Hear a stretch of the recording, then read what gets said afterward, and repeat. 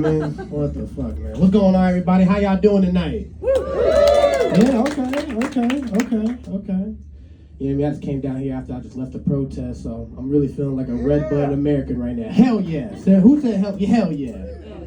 But, I know tomorrow's Father's Day and all, but I think the real people we need to be talking about is the single mothers. I'm serious. I think single mothers are the soldiers of America right now. You know what I mean? Because they go through a hard job. You know what I mean? They got to take care of the kids by themselves, do everything by themselves. Shit difficult. And that's why single moms tend to beat their kids the hardest. You know what I mean? There's a lot of fucking hate and shame in those beatings. Like, it's like you let her down and the world down. It's terrible. You know what I mean? Terrible. And my single mom was just like that, you know what I mean? And I was one of those boy cried wolf kind of kids, you know what I mean? I would be like, oh, my stomach hurt, I need to go home, my stomach hurt, you know what I mean? I was always one of those kids. And one day I fucked around and got really sick. I got bit by an assassin bug in Arizona, you know what I mean? My legs wilted up all the way, I'm filled up with fucking bumps and shit. It's terrible. And I begged my mom, I go, Mom, please, let me go to the doctor. My mom goes, I'll let you go to the doctor. But if you're not sick, I'm gonna fuck you up, nigga. Which put me in a terrible headspace, because now I'm in the back of the car, on my way to the hospital, praying I have diseases. I'm like, God, please, let me have AIDS, God, with a bubonic plague. God, or anything, God, anything is better than a single mom ass whooping, you feel me? We get to the hospital, they do their test on me, you know what I mean? They made me pee in a cup. I pissed black pee, which is not a good thing. You know what I mean? I can see you shivering. It's not a good thing, you know what I mean? And the doctor comes into the room and shit, and he goes, hey, I don't want to lie to you, but your son might have kidney failure. And the whole room went silent just like this. And I was in the back like, yes! I don't give a fuck about the kidney failure, man. I don't give a fuck. I was way better than getting the ass whooping, you feel me? Man, tell me why in Arizona, though, that terrible healthcare system, they didn't do shit for me. They just sent me home with Flintstone gummies. And the worst part of it all, guys, when I got home, I ate all the Flintstone gummies in one day. And I got my ass whooped because my mom said, and I quote, "You ungrateful nigga, how could you eat a whole can of $40 Flintstone gummies in one day?" Shit's terrible, man. Anybody here love God? Yeah, got some God haters in here. That whole middle crowd is God haters.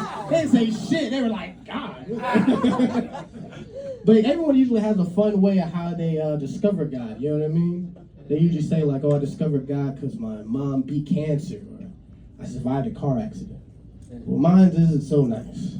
It all starts at Thanksgiving, and I have a big family. It's about like 42 cousins and shit, you know what I mean? Big ass family. And at the Thanksgiving, there was only 3 trays of macaroni and cheese. Now you do the math, that's not enough macaroni and cheese for everybody. So I fucked around, I'm playing basketball outside, I'm a kid, I come back inside, there's only 1 tray of macaroni and cheese left, untouched. Everything else is cleaned out. I should have took that as a warning. But I decided, I'm taking my chances, and I tried my aunt Barry's macaroni and cheese. And I'm eating this shit, and everyone's kind of looking at me, giving me dirty eyes, like, oh, nigga, don't eat that. And next thing you know, 4 hours later, I'm throwing up and diarrheaing myself in the bathroom. And in that dark moment of myself, I started praying to God. I'm serious, I started praying to God. God, please, let me be better. I'll stop watching porn and jerking off, which was a lie. You know what I mean? I was obviously lying. I was never gonna stop doing that. And I finally, at one point at the night, I said, God, please, I wish the very worst on Aunt Barry. Please. And 4 months later, I got a call. It was like Sosa night. Aunt Barry died. She passed away. And immediately I went, damn. I must be one of God's greatest soldiers because he slid on somebody for me. What the fuck? I mean, God's pretty picky with his blessings, you know what I mean? Like, I know there's a lot of motherfuckers in this room right now waiting on their blessings.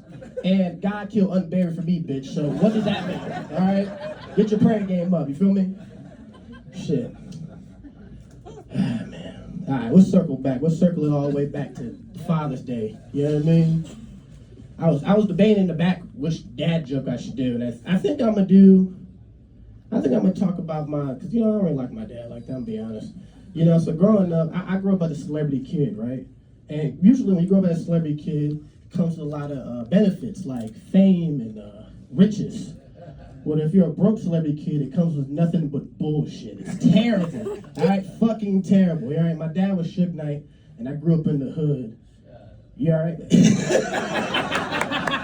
Beat that shit up. Nah, nigga, I'm just up here lying. I'm just kidding. But all right, so I go to this elementary school, and I'm with all broke kids. And when you're around a bunch of broke kids and you're a celebrity child, you get asked weird questions like, "Hey Sosa, if your dad's Suge Knight, why are you here with all the other kids?" And at that point, 8 years old, I couldn't explain the economic collapse of my family. So I did the only thing I could do. I punched the bitch in the face. I know, you shouldn't punch 8-year-old kids in the face. I know, but I had to. You know what I mean? I had nothing to way. But the real thing was, growing up, he was always considered like this boogeyman. He was like, he's the boogeyman of hip-hop, the devil of hip-hop. You know he did the Vanilla Ice? Like, that's terrible shit, you know what I mean? And I don't know if you've been following the news, but recently he lost that title. Yeah, I know, you gotta think about it for a second, you know what I mean? That nigga P. Daddy is going crazy right now, alright? I mean, have you seen the shit? He fucking gave Kid Cudi's dog PTSD. What type of fucking evil shit is that? That's not the most diabolical thing he's did. Not far from it. That motherfucker fucked Meek Mill. Do you know how nasty that is? Meek Mill's one of the ugliest human beings to ever exist in the earth. Alright? If you he's fucking disgusting. That means P. Diddy did it purely for power. That is diabolical, man. That is fucking diabolical. But I will say this though. His kid is out there, they're supporting him, going to the court cases and shit, which I gotta say, he must have been a great father, because if Suge Knight had any rape cases on him, I would throw that nigga under the bus. I would be his biggest hater. I'd be like, fuck Suge Knight, alright? Throw him under the jail. Anyway, I leave you with that. Anyway, go home, say you love your father or some shit, I don't know. That's me, I'm Sosa Knight. That's my fucking time, everybody.